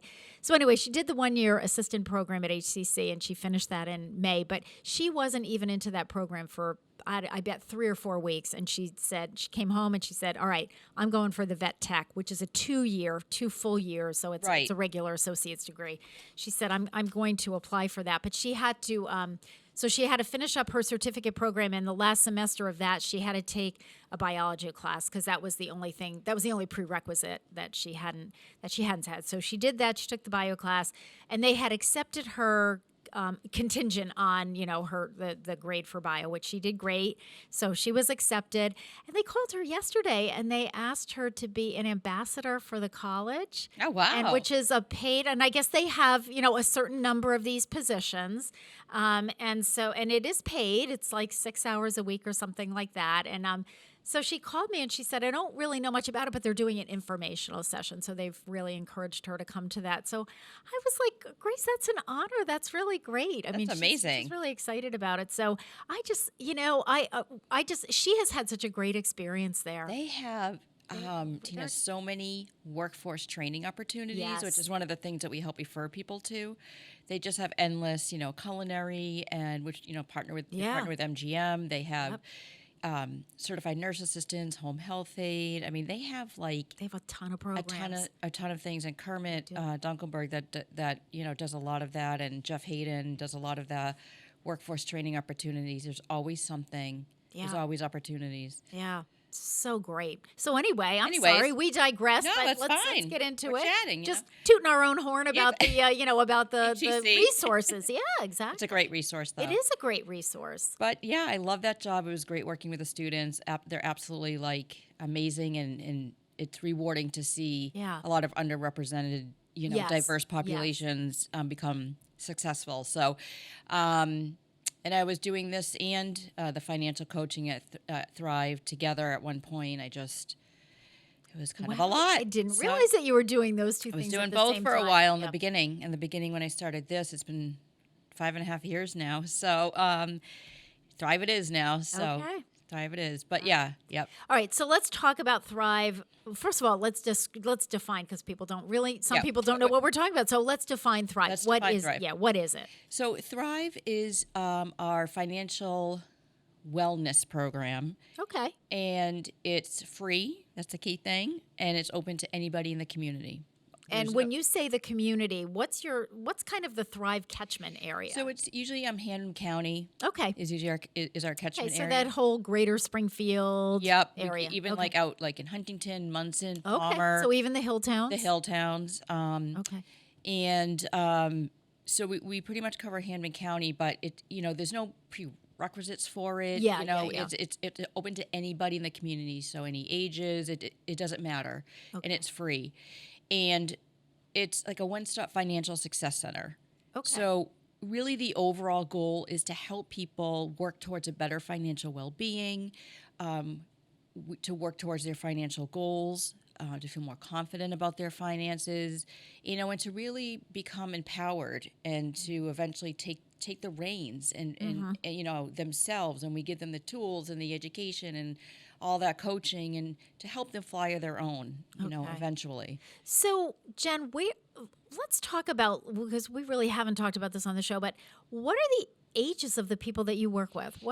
Is there a sort of a typical age? Are you all over what do you find? Like, who's coming to you? So we have presented to youth. So at the end of June, we presented to 80 students or kids, and I'm sorry, I should say kids at Valley Opportunity Council. And they were in a summer program trying to, you know, they have jobs assigned to them. But not just there. We did the Chinese immersion school. So we're talking, some of the kids at VOC were 13. Okay. 13. Wow.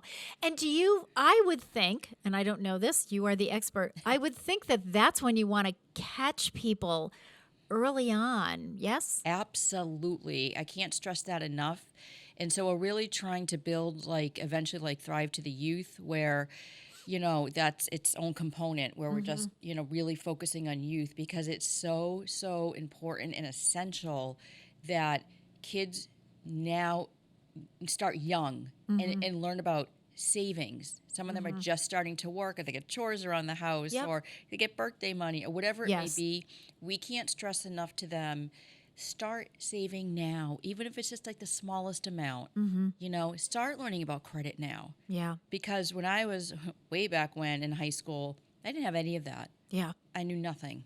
You know, it's really interesting. It's jogging my memory on so many fronts. We were having, well, first of all, I will go back to my own upbringing, and my parents had a rule when we were growing up. Any money that we got as gifts, you know, grandparents would give us $1 for a birthday or whatever. The rule in my house was half of the money, whatever it was, went into a savings account. And it was a savings account that they set up with our name on it. So it was, you know, it was a joint account with my parents, and there were 4 kids in my family. So each one of us had one. And it didn't matter how much you got, and it didn't matter what the occasion was for. Or if somebody said, well, this is your birthday money and you can go out and buy something. And my parents would say, if she can afford that with half of the money, because the other half is going into savings. Right. Do you know that when I turned 21, that money bought my first car? That money from the time, because my parents started that from the time basically we were born until, you know, we were like 18, and whatever we earned, it was half of it went in the bank. And I had several $1,000s. And of course, at that time you could buy a car for, you know, of course. I think my first car was $4,000, but I had almost all $4,000. I was able to borrow a little bit from my parents, and I paid them off very quickly, because at that, you know, by that point I was working. But so I think that the other thing is, we had this conversation yesterday at the senior center among the staff. We were filling the food. We have the brown bag program today, and we were filling the bag. So, and somehow we got on the topic of money and teaching our kids about money and how, you know, what we all did. And I had said that, and 3 of us, Lynn Hills, who's my new senior benefits coordinator, and Sandra Fisher, and I were all in this conversation. We were talking about wants versus needs. Exactly. And, you know, when you're a kid, you know, my daughter would say, oh, we'd be in the store, Mom, I need that, you know, I need that shirt. And my husband's first line was always, do you need it or do you want it? Yes. And we found, you know, I said, if you need it, then it's my responsibility. You know, if it's food, if it's, you know, shoes because you don't have any, you know, those are needs. If it's a new T-shirt that you want, but you have plenty of others, well, that's a want. That's not a need. Exactly. And so our response was always, okay, well, you can put that on your birthday list, Christmas list, whatever the next holiday was, or you can save up to buy that. And inevitably, when we did that, sometimes 2 or 3 weeks later, you know, Grace might get some money. Maybe she did some babysitting or whatever. And I'd say to her, oh, okay, are you going to go back and get that shirt? And I can almost tell, almost 9 times out of 10, Jen, 2 weeks or 3 weeks, like, nah, I don't really need it. Exactly. Nah, I decided I don't really want it. It's not really the style that I wanted. And we had started having this discussion about impulse buying and how so many people do that. And Lynn said what she used to say to her kids when they did that, you know, they'd be in the store, is that something that you would spend your own money on? Exactly. And she said, you know, if they say yes, she said, then I would kind of look at it and say, all right, am I going to have them spend it all? Is this as much a need as a want? Maybe we'll go halfy. Like Dad and I'll pay for half, you'll pay for the other half. There was some negotiation. If they said, no, I wouldn't spend my money on that, she goes, well, I'm not spending my money on it either. Put it on your Christmas list. Exactly. And I'm so glad you brought that up, because I talk to clients all the time about needs and wants, and it's very hard because it can be a lifestyle change. Yeah. It's like, you need shelter, you need food, you need all those things. And yes, you need clothes, you need to have clothes. But a lot of it is the want. And hey, I might be the coach, but I'm guilty of it too. It's like, I have closets full of shoes, but I'm like, those are the cutest shoes I've ever seen. Or, oh my God, I love clothes, you know? Yeah. And it's like, in my head, I'm like, okay, do I really need another pair of shoes? So it's a huge part of your financial world, because how much money can someone save who's on a low to moderate income if they really don't need it? Right. If they're buying things that they want and not need. Exactly. And it's a tough thing. It is. And I think as a parent, I would think as a financial coach too, you're working with parents who have children who, of course, as a parent, you want to give your kids, as much as you can. You want to say yes as much as you can. And you can't. And maybe sometimes it really is a need, but you also can't afford all of the needs. You almost have to, I guess, prioritize the needs. Is that one of the things that you help people with? Yeah, we had to prioritize the needs. And listen, I have an almost 10-year-old, and, she will ask, like when we go into, she has a tub full of fidgets, and yet she still feels at her age, she doesn't get it, that she still needs more fidgets. Yeah. And, I tell her, I'm like, I'm not, you're not getting any more fidgets. Right. You know what I mean? Yeah, so you got to kind of cut the line at some point. Yep, absolutely. And I think it's you become a role model as well to them, that, Mom or Dad, like I'll tell her, like, I can't afford that. I'm not made of money. Yep. So, it's kind of good for them to hear, I think. Yep. Well, the old expression, money doesn't grow on trees. There's I actually wish. a book. I don't know if you've ever heard of this, because I remember reading this when my daughter was younger. It's called Money Doesn't Grow on Trees, and it's how to teach children about financial responsibility. And it's not this. I mean, it came out years ago, because Grace is in her 30s now. But it was a really good book for my husband and I to kind of go through and say, okay, this is the way we want to, raise our daughter, who's quite the little, coupon, Groupon shopper, and I also had a rule in the house, which I also try to do with my husband. It's like, if you buy a piece of clothing, you get rid of something. So it's like, you buy a new pair of shoes, get rid of a pair that that's just sitting there. Idea, Tina. Well, because I'm a declutterer. So for me, that really, because otherwise you end up with massive amounts of stuff. And absolutely, Grace is really good she's excellent at that. I mean, and a lot of times she'll buy one thing and get rid of three. It's like, don't really wear that, or I don't like that, or that doesn't fit me anymore. I've lost weight and now I don't wear it. So she's really great about that. That's great. That keeps the clutter. I'll have to remember that book too. Yeah. Money Doesn't Grow on Trees. I'll look it up, and I'll get you the author. I'll email that. I'll have to read that. Okay, so let's talk about how you actually work with clients. So if somebody comes to you, or someone is referred to you with whatever the money issue is, what do you do? Like, what are some of the things that the coaches do? And it's you, and you also have Emmanuel. Yes, Emmanuel. Yeah. So the specific things we do, I said the overall goal is to help people work towards a better financial well-being. The specific things we do a lot. Yeah. And just so you know, Tina, that, we're very thorough at Thrive. It's not like you're in for 5 minutes and you're out. So we work in very thorough budgeting and money management, which is huge. So really knowing what your expenses are, right? Okay. What are you truly spending your money on every month? Yep. Besides rent and all that. Yeah. The variable and more flexible expenses, like dining out and entertainment, those are all expenses. Yep. What are you spending on? Yep. And what are you left with at the end of the month? So is that kind of your starting point for people? It all depends on what their goals are. Okay. So we always, when we do the intake, the first thing that I do with them is to build the relationship and get to know them, is we work on goal setting. I'm huge on goal setting. Okay. Most of them have the same goals, though. And one of those goals is budgeting and money management. Okay. And there is 3 financial sheets that we do every time we meet, and one of them is a budget sheet. Okay. So it kind of comes with it anyways. Yep. But we do set goals so that we're making sure we're meeting the needs of the client. We work on debt reduction. I feel like most people in the world these days, including myself, have a student loan debt, have some kind of credit card debt. It could be loan debt. We work on a concrete plan to reduce debt. We work on understanding your credit score and increasing it. So, in order to increase it, you have to understand the factors behind your score. So we're very thorough with that.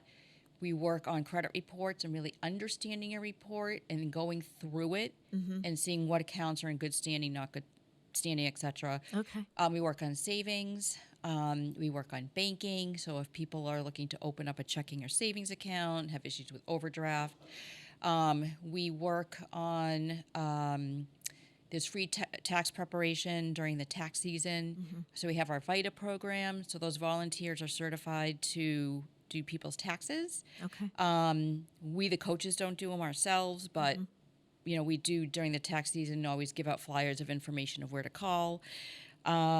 We work on building assets. We do workforce development training, so we'll do referrals over to like Holyoke Community College if people are really looking to pursue some kind of certificate training. Yep. We do that as well. If people are looking for help with like employment or resumes or whatever, we always refer over to Mass Hire. They're great. Okay. They're in Holyoke and Springfield. Okay. They had two different names before. They're now both called Mass Hire. Okay. But just like we're like kind of like a one stop, financial. Yeah, they're a one career. Yeah. Right. And I think that's great because you're, not just doing your piece and then and saying, okay, now go get a job. It's like, okay, well now go see, go over here and they're going to help you with this piece of it. Exactly. So I think that's awesome. And don't forget, Tina, just to add in that intertwined with all this concrete stuff that we do with clients, there might be something individual to those clients that they need help with. Calling about their food stamps, like I'm stuck, Jen, like I got this letter about my student loan, or so we help also with individual needs intertwined with the concrete pieces that we do as well. Right, exactly. And so what about things like, I want to get it, you mentioned credit cards, so let's get back to the credit card thing for a bit, because I have found in the past, because I used to teach at Springfield College, so I worked with students, so I know how easily students can get into credit card trouble, and I think part of that is that lack of education and knowledge at the, Pete and I have talked about this, some of these practical things that you should be learning in school that you're not learning in school. And I think, I remember taking a course when I was in high school, and I don't remember the name of the course, but it was basically things like setting up a checking account, how to balance a checkbook, all of these really practical things. It was like a one semester credit, one semester class, but it was probably the most beneficial class I took in high school. But you know what? I don't even think, Pete and I have talked about this on the show lately, because everything is now online, not everything, but so many people do their banking online. They're not balancing checkbooks. They don't know what's coming and going. And the same thing about their credit cards. Like I'm a nutcase. I keep all my receipts and I look at and I match them. It's like, okay, well, wait a minute. What's this expense for $200? I didn't spend any, and I'm asking my husband, on such and such a date, this is a thing. Did you spend? Yes, I spent. Okay, and I highlight that so that if there are holes in there, it's like, well, what was this? The other thing that happened, my husband, like unbeknownst to him, he ordered something out of a catalog last Christmas, okay, and ended up on their, preferred customer list, which was costing him $12.99 a month, right? They'll get you. Yeah. So I kept seeing the same catalog thing showing up, period, and I would be like, okay, well, Gary's ordering stuff because we had the same credit card at the time, and so finally I said to him, wait a minute, it was kind of an oddball catalog. And I thought, I don't think he's ordered anything. So we dug into it. I pulled out all the credit card statements for like 8 or 9 months. Well, sure enough, it was the same charge. I said, Gary, you're getting charged $12.99. So clearly you joined some plan, or when you ordered your item and they checked the box for you saying you wanted to do this, you didn't uncheck it, which is a pet peeve of mine, but it happens. And so I said, you're paying. So he called them. He ended up getting off the plan. And I think they did refund our credit card for like 6 months of it or so. Because Gary said, I don't need to be on your no, I don't need to be on your preferred plan. I ordered one thing, and maybe in a year or two I might order something else. But I'm not ordering. I don't need to be on a preferred plan. Exactly. So I think, but he would have never picked that up. If we both. He's really pretty good about doing it too. So I think those are all the things the kids they're not learning how to do that. They don't. And like I said, Tina, way back, I had zero knowledge about credit cards. And I'll admit, I'm human. In my 30s, I got myself in credit card debt big time. Yeah. And I learned from that. Yeah. And so now when clients come to Thrive, and we really do a lot of work on credit. Okay. Credit scores, just understanding, if someone's opening up a card for the first time, like a secured credit card, or whether they already have a credit card and they're working on debt reduction. Okay. We do a lot of thorough knowledge about providing that education, and understanding credit cards, and that's like a whole beast in itself, and really making sure they're understanding how credit cards work. Right. Those factors behind your score are extremely important. Yeah. Like your credit utilization, how much you're spending towards your total credit limit. Yep. If it's too high, not good. Yep. Missed payments makes up the biggest part of your credit score. And even going off track here a little bit. Yeah, no, that's okay. But that makes up the biggest part of your score. So we really make sure that we're providing some really thorough education and knowledge with these clients, that they really, for the most part, they maybe heard of some of the terms or not at all. Yep. Yep. And so, but even if you've heard of it, if you don't really know exactly what that means, you have to understand it. Do you work with clients, Jen, that have like multiple credit cards? You know, and here's another thing that's so different than when I can remember when Gary and I, my husband and I were, in our 20s trying to get our first credit card.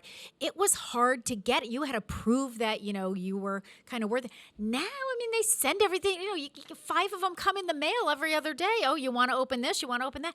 And I think that's where so many young people are getting, and I shouldn't even just say young people. I've had a lot of older people that have gotten themselves into a lot of trouble with, oh, okay, I'll open this and this and this. And all the store credit cards, the gas credit cards, the regular credit cards. And it's so easy now, whereas before you kind of had to prove that you'd be able to pay your credit card bill when it came in. And now you don't have to. And I think that's where so many people have gotten so many people get in trouble. You know where a lot of people, where they get you? Perfect prey? College students. Oh, yes. That's absolutely. When I went to UMass, or was it I went to Hartford first, but what did I know? Perfect prey. Yep. Because these college students don't know. No, they set up the tables at freshman orientation. Yep. And that's where I got mine. Yep. And I went off and went shopping with it. And of course, the other problem with that is that you have these students that are now away from home, so they're not under the watchful eye of mom and dad. Exactly. And they're thinking, I'm pretty independent now. Look at me, I got my card, and I can buy what I want to buy. And I don't, again, it's like money doesn't grow on trees. Like, ultimately, how do you think this is going to get paid for? Well, they have no idea. They don't know because they don't really understand how they work. They don't understand how it works, and I didn't either. And I went out to the mall. I was at the Holyoke Mall because I was at UMass, and the bill, or wherever I was, maybe it was Hartford, the bill came in, and I was literally like, I'm on financial aid, I'm doing work study, and I'm like, what am I going to do? Yeah, like I owe $500. Yes, but but then again, too, a lot of people will see that minimum payment of whatever it is, $25, $25 or whatever. It's like, oh, well, I can pay that. But you don't understand about interest on a credit card and the principal on a credit card. And when you make that minimum payment, it only goes to the interest. And so you're not hitting the balance. Like, they don't understand any of that. Exactly. So those are all things that the Thrive coaches help people with. How do you find that people respond to that when do you find that people, once you've explained all this, do they get it, or are they still, I'm really confused here? What do you think? It takes a little bit of time, because for a lot of them it's new. But like I said, I'm very thorough and detailed, and I make sure they understand all the terms, what the factors are. We spend a lot of time, and sometimes we'll go over it again and again. And that's okay. Yeah. Yeah. And then they finally are like, oh, I remember, Jen, you said do not use more than 30% of my total credit limit, which is part of credit utilization. Okay. I'm like, you got it. Okay. So we go over and over how many times they need to make sure that they're really understanding what credit cards are, what, you know, how it affects your financial world, what to be careful with, you know. So it's so important when you come to Thrive that we really do a lot of work around credit cards. We want to see people have their debt go down. That means their credit score goes up. Yep. Your credit utilization, you know, your debt goes down, so does your credit utilization, your score goes up. It all goes together.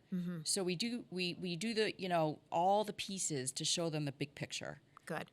All right, let's take a breath because I know this is a lot for people to absorb. I think, and I think that's true. You know, when you start talking money and finances and credit card, it is a lot. It can get a little overwhelming. It's a lot. So let's take a little bit of a break. You are listening to WSKB 89.5 FM radio for the Westfield Masses and WCPC cable channel 15. My guest this morning is Jen Fernandez from the Thrive program, which is under the United Way of Pioneer Valley. So we'll be back. We're talking about money and credit and how to keep it all together. We're going to listen to the Ronettes singing Baby I Love You in honor of the birthday of Ronnie Spector. We'll be back.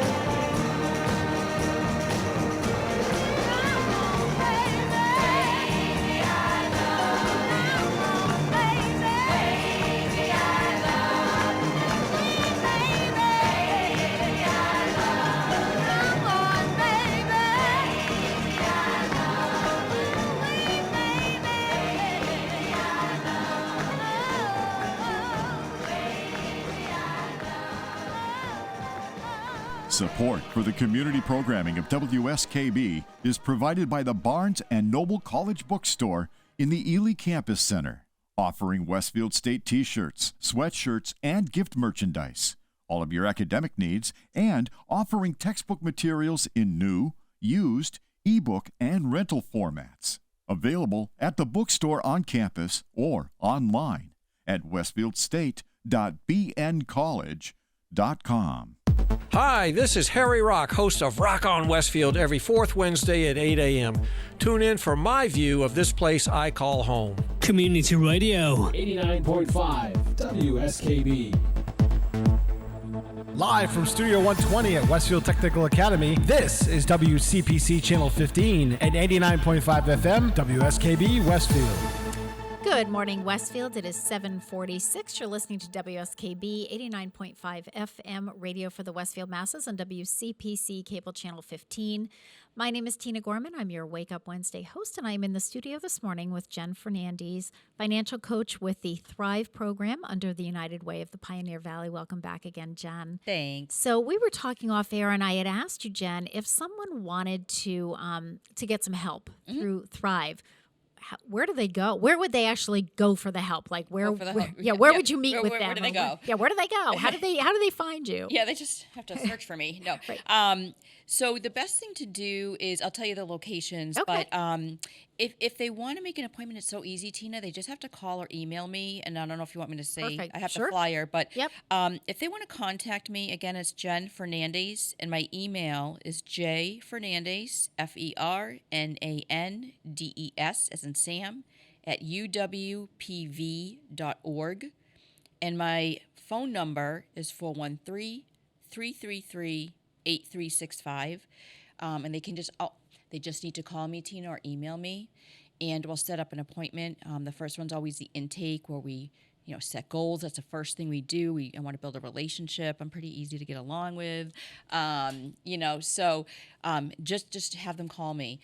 Right now, my schedule is, pre-COVID, I was never in the main office. Yep. I was either Holyoke or Westfield the whole time.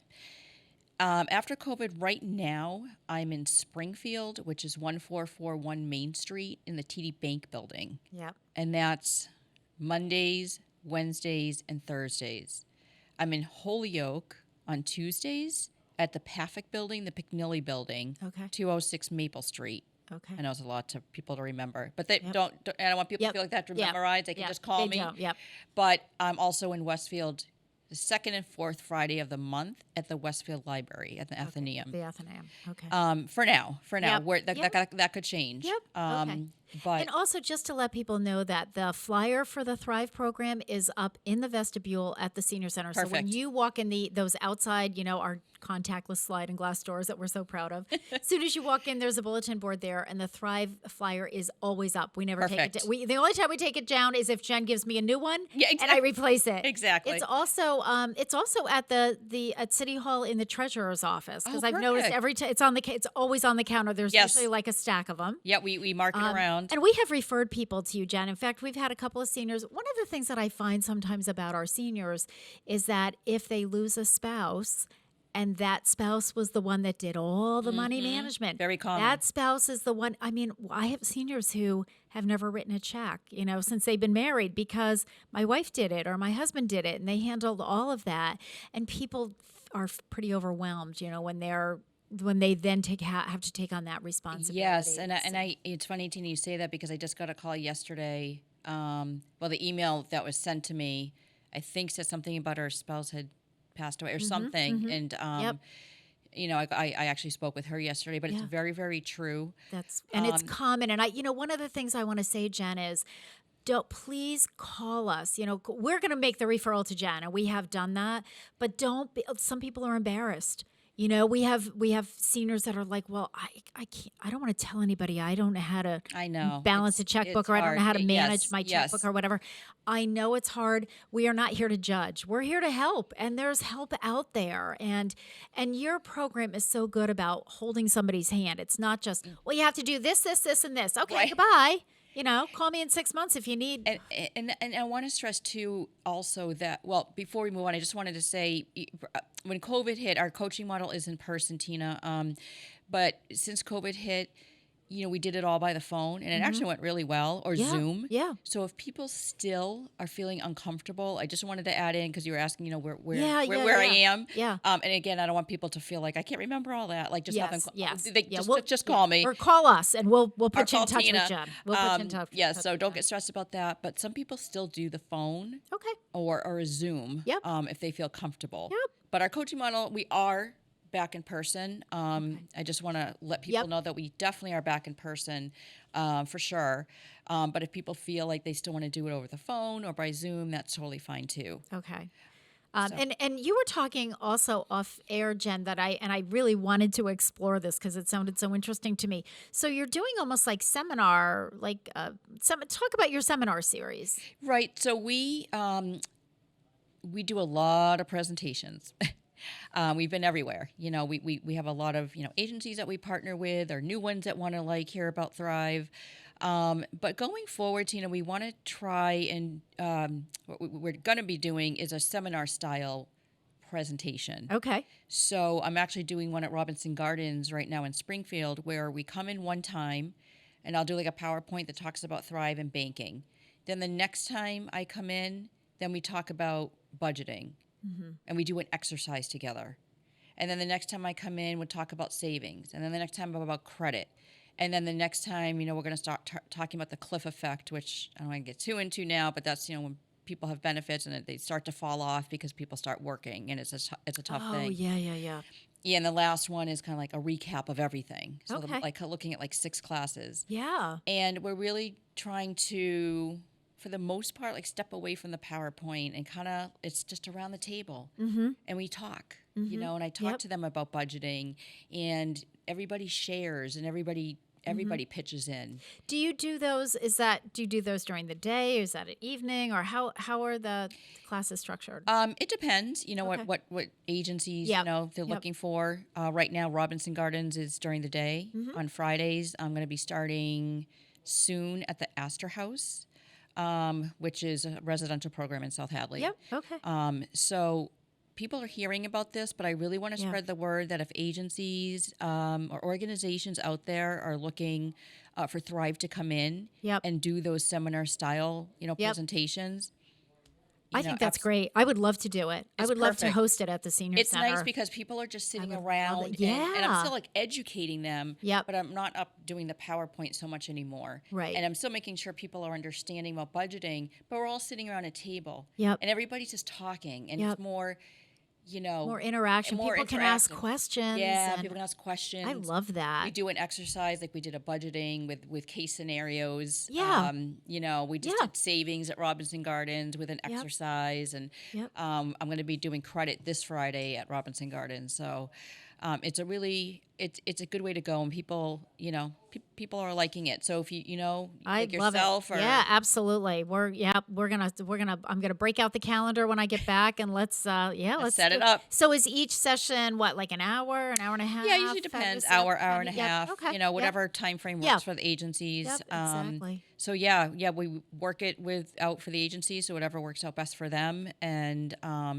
so far, like I said, with Robinson Gardens, it's our first time really doing it. Yeah. And it's going really well, really well. So I think the other thing about this is that it's, money management, it's a lifetime learning process. I think sometimes, especially those of us who are a little older, think, well, I should have learned all of that stuff in my teens and 20s and 30s, and well, it's too late now, or well, I'm too embarrassed to say, well, I don't really understand credit scores. I don't really quite get what that's all about. But I think if we, present it as we're always learning. Always. And, I am too. Absolutely. So there's no shame in saying, hey, I don't really get that, I don't really know how that works. Exactly. And people come to Thrive they know that they want to do it, but maybe not how. Mm-hmm. Mm-hmm. So, we're not just coaches though, but we are, we're and we do all that concrete stuff, but we're also, you're right, we are hand holders, we're advocates, we're the motivators, we're the cheerleaders, where people are coming in with, other obstacles and challenges that might make it hard to reach their financial goals. Right. So we as coaches, we have other hats that we wear to help these people get to where they need to be. Yep. So it's... Do you have a particular success story that you would want to highlight, Jen? Something that's happened maybe recently? Yeah. Well, I work with Christina's House. I don't know if you've ever heard of Christina's House in Springfield. It's a faith-based organization. I have. Yep. For moms and their children. Yep. And so I do all the moms at Christina's House. And I just had one mom who finally just got her own car. Okay. And that's a big success. That's huge. I mean, we're talking, She went and got her license. She just got her GED and got her car. Wow. Okay, now this wouldn't have happened if we hadn't met together and worked on increasing her credit score or building her savings. Yeah. Right. And then I have another client just recently at Christina's house. I'm crossing my fingers that is getting a condo. Oh, wow. Yes. Wow. So they came into Christina's house maybe 2 years ago with like, oh my God. Nothing, right? Nothing. Like a mess. Yep. Yeah. And wow. Just to see their lives like come together. And she's like, Jen, like this is my, finally, after all, like, I've been through like my own place. Yep. So I'm crossing my fingers, though, like the paperwork and everything. Like, how special is that? That's rewarding. It's very rewarding. That's an awesome success Yes. story to sort of end things with. So Jen, as we wrap up, I do want to remind folks that I have to bag out a couple minutes early today because this is our brown bag food distribution morning. Mm-hmm. So for those of you this is your reminder. So if you're in the brown bag program, we'll be distributing between 9 and 10 o'clock this morning. Please be respectful of that time frame because it's also lunch distribution day, so we do that after food distribution. So there's all kinds of things happening, and I'm keeping my fingers crossed that it's not quite as hot as it has been the last, I think. It's not supposed to be humid today, but lower temperature. Yes. So we'll take it. We're good with that. So Jen, one more time, again, I'm going to remind folks that the flyer that Jen is reading off of with, telephone numbers and so forth is posted at the Senior Center. If you don't get these numbers or you didn't have a chance to write them down, call me at the Senior Center. Ask for Tina. I will make sure that you get the information, Jen. But your phone number again, Jen, for those who would like. So my phone number again is 413-333-8365. And please feel free to call me. I know people sometimes feel embarrassed, like you said. Don't feel that way at all. Our job here at Thrive as coaches is not to judge at all. Yep. All. Just to help. We're here to help. Hold your hand and assist. Hold hand and assist. And I'm telling you, it's a great program. It is a fabulous program. You're not going to find anything like this Thrive program that's for free out in the community. I agree. Out here. There's really, truly, I'm not saying that because I coach for it. No. There's it's nothing fabulous. like it. It's fabulous. All right, folks. It is National Lazy Day. Believe it or not. Yes, today, August 10th, is a day to just kind of chill and relax. And yes, I spaced on your song, but I have a Bruno Mars song called The Lazy Song, which is pretty good too. Okay, all right, then we'll go with Pete's version. So we're taking you out. I will see you next week. Pete, hopefully, I am keeping my fingers crossed. Hopefully, Akinyele Lovelace, Dr. Lovelace, will be back next week. I've been working on this. I know he and I have been trying to coordinate. So I'm hoping, knock on wood, that Dr. Lovelace will be the guest next week. And so we will see you then. In the meantime, be healthy and be financially healthy Be financially as well. healthy. That's what we're trying to do. Thank you, Jen. Thank you, Tina. I don't feel like doing anything. I just wanna lay in my bed. Don't feel like picking up my phone, so leave a message at the tone. 'Cause today I swear I'm not doing anything. I'm gonna kick my feet up, then stare at the fan. Turn the TV on, throw my hand in my pants. Nobody's gonna tell me I can't. Nah, I'll be lounging on the couch, just chilling in my Snuggie. Click to MTV so they can teach me how to Dougie. 'Cause in my castle, I'm the freaking man. Oh, yes, I said it. I said it. I said it 'cause I can. Today I don't feel like doing anything. I just wanna lay in my bed. Don't feel like picking up my phone, so leave a message at the tone. 'Cause today I swear I'm not doing anything. Nothing at all. Woo-hoo, woo-hoo, nothing at all. Woo-hoo, woo-hoo. Tomorrow I'll wake up, do some P90X, meet a really nice girl, have some really nice sex, and she's gonna scream out, "This is great." Oh my God, this is great. Yeah, I might mess around and get my college degree. I bet my old man will be so proud of me. But sorry, Pops, you'll just have to wait. Oh, yes, I said it. I said it. I said it 'cause I can.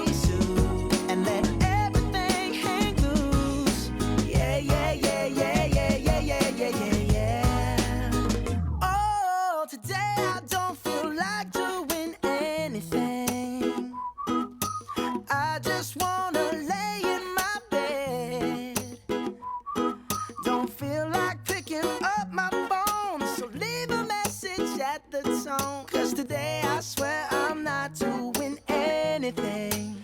Nothing at all. Woo-hoo, woo-hoo, woo-hoo. Nothing at all. Woo-hoo, woo-hoo, woo-hoo. Nothing at all.